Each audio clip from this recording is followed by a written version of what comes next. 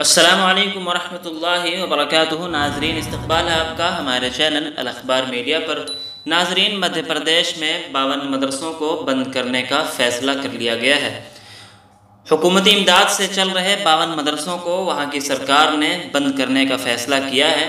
مدھیہ پردیش حکومت نے یہ دعویٰ کیا ہے کہ پردیش میں بہت مدرسے فرضی طور پر چل رہے ہیں جو صرف پیسہ حاصل کرنے کے لیے وجود میں لائے گئے ہیں۔ ان مدرسوں کی تحقیقات کرنے کے بعد حکومت نے بند کرنے کا فیصلہ لیا ہے۔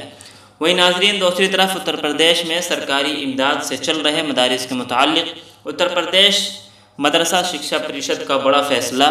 سرکاری تعاون سے چل رہے مدارس کے تعلیمی اوقات میں تبدیلی کی گئی ہے۔ اب 6 گھنٹے چلیں گے یوپی کے مدرسے۔ صبح 9 بجے دعا اور راشٹر گان سے ہوگی شروعات، دوپہر 3 بجے تک جاری رہیں گی تعلیم۔ ادھیکش ڈاکٹر افتخار احمد جاوید نے یہ جانکاری دی ہے۔ ناظرین، ان دونوں خبروں کے متعلق آپ کی کیا رائے ہے کمنٹ باکس میں ضرور لکھیں۔